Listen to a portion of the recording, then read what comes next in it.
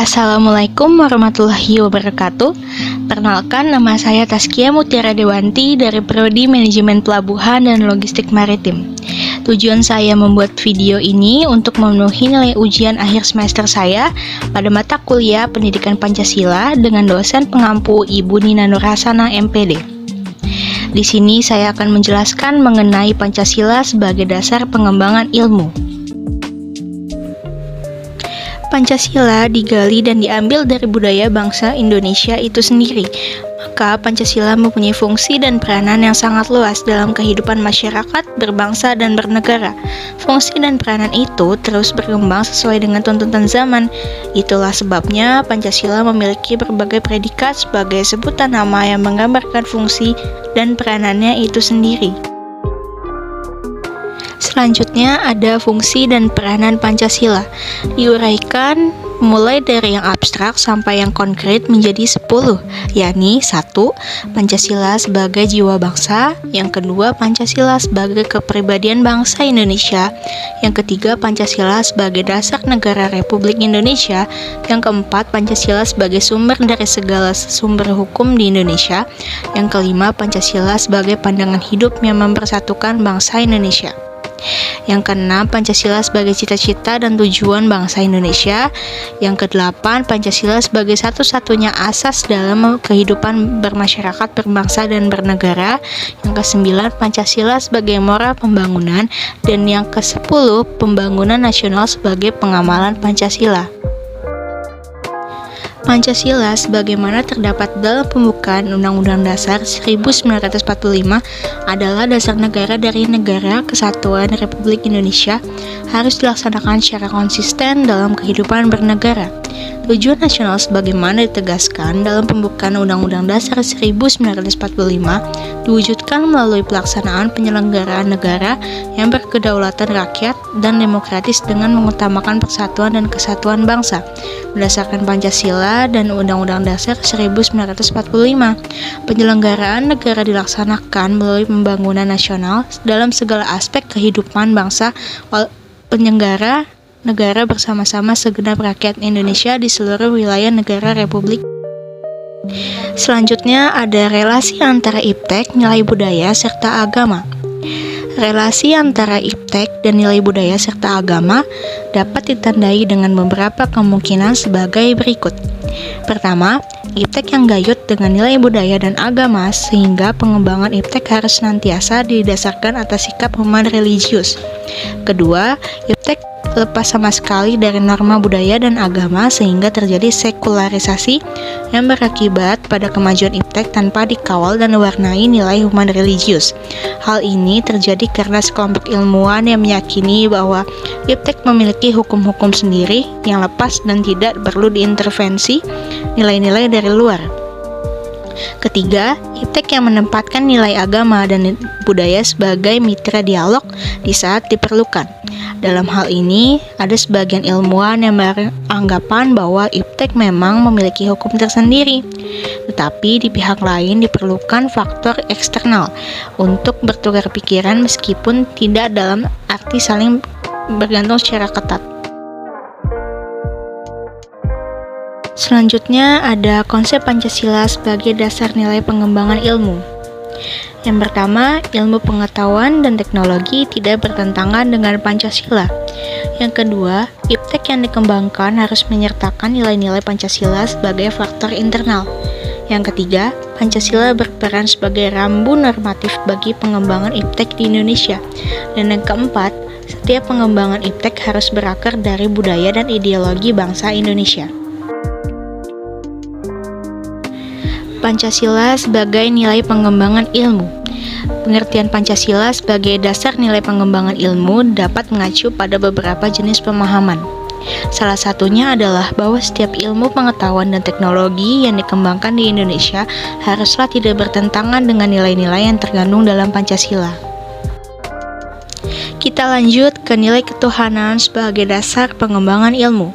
Ilmu pengetahuan harus tetap menjaga keseimbangan antara rasional dan irasional, keseimbangan antara akal, rasa, dan kehendak.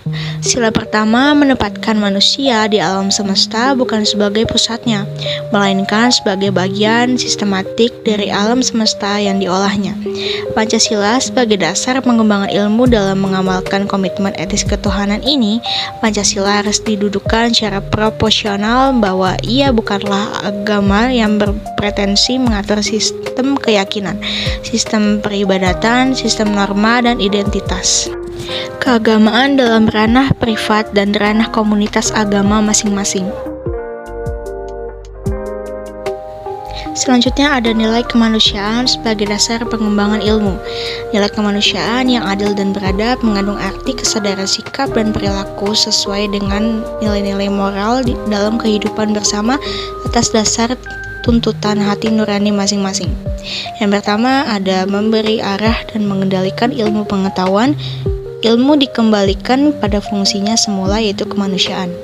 Dan yang kedua, memberikan dasar-dasar moralitas bahwa manusia dalam mengembangkan iptek haruslah secara beradab. Membangun iptek harus berdasarkan kepada usaha-usaha yaitu untuk mencapai kesejahteraan untuk umat manusia. Dan yang ketiga, ilmu pengetahuan dan teknologi harus diabadikan untuk peningkatan harkat dan martabat manusia, bukan menjadikan manusia sebagai makhluk yang angkuh dan sombong akibat memiliki ilmu pengetahuan. Selanjutnya ada nilai persatuan sebagai dasar pengembangan ilmu. Nilai persatuan Indonesia memberikan kesadaran kepada bangsa Indonesia akan rasa nasionalisme bangsa Indonesia. Oleh karena itu, ilmu pengetahuan dan teknologi harus dapat dikembangkan untuk memperkuat rasa persatuan dan kesatuan bangsa. Pengembangan ilmu pengetahuan dan teknologi untuk mewujudkan negara persatuan itu diperkuat dengan budaya gotong royong dalam kehidupan masyarakat sipil dan politik dengan terus mengembangkan pendidikan kewarganegaraan dengan dilandasi prinsip-prinsip kehidupan publik yang lebih partisipasif dan non-diskriminatif. Selanjutnya ada sila keempat, yaitu nilai kerakyatan sebagai dasar nilai pengembangan ilmu. Nilai kerakyatan mendasari pengembangan ilmu secara demokratis, yang artinya setiap ilmuwan haruslah memiliki kebebasan untuk mengembangkan ilmu pengetahuan, tetapi juga harus saling menghormati dan menghargai kebebasan orang lain. Ilmu pengetahuan yang telah teruji kebenarannya harus dapat dipersembahkan untuk kepentingan masyarakat. Nilai kerakyatan juga mensyaratkan adanya wawasan ilmu pengetahuan dan teknologi yang mendalam yang mengatasi ruang dan waktu tentang materi yang dimusyawarahkan. Yang terakhir ada sila kelima, yaitu nilai keadilan sebagai dasar nilai pengembangan ilmu. Berdasarkan nilai keadilan, pengembangan ilmu pengetahuan dan teknologi harus menjadi keseimbangan dan keadilan dalam kehidupan manusia, yaitu keseimbangan dan keadilan dalam hubungan antara manusia dengan sesamanya, manusia dengan penciptanya, dan manusia dengan lingkungan di mana mereka berada. Pentingnya Pancasila sebagai dasar nilai pengembangan ilmu. Seiring dengan kemajuan iptek, nilai yang berkembang dalam kehidupan bangsa Indonesia menimbulkan perubahan dalam cara pandang manusia tentang kehidupan. Hal ini membutuhkan renungan dan refleksi yang mendalam agar bangsa Indonesia tidak terjerumus ke dalam penentuan keputusan nilai yang tidak sesuai dengan kepribadian bangsa. Dampak negatif yang ditimbulkan oleh perkembangan iptek yang didominasi negara-negara barat dengan politik global ikut mengancam nilai-nilai khas dalam kehidupan bangsa Indonesia seperti spiritualitas, gotong royong, solidaritas, musyawarah, dan cita-cita rasa keadilan. Oleh karena itu, diperlukan orientasi yang jelas untuk menyaring dan menangkal pengaruh nilai-nilai global yang tidak sesuai dengan nilai-nilai kepribadian bangsa Indonesia. Dan yang terakhir, kesimpulan yang dapat diambil dari video ini adalah Pancasila merupakan suatu kesatuan dari sila-silanya, harus merupakan sumber nilai, rangka berpikir, serta asas moralitas bagi pembangunan ilmu pengetahuan dan teknologi di Indonesia. Pengembangan ilmu dan teknologi yang menyangkut manusia haruslah selalu menghormati martabat manusia, haruslah meningkatkan kualitas hidup manusia, baik sekarang maupun di masa depan, membantu pemekaran komunitas manusia, baik lokal lokal, nasional, maupun global harus terbuka untuk masyarakat lebih yang memiliki dampak langsung kepada kondisi hidup masyarakat. Ilmu dan teknologi hendaknya membantu penciptaan masyarakat yang semakin lebih adil.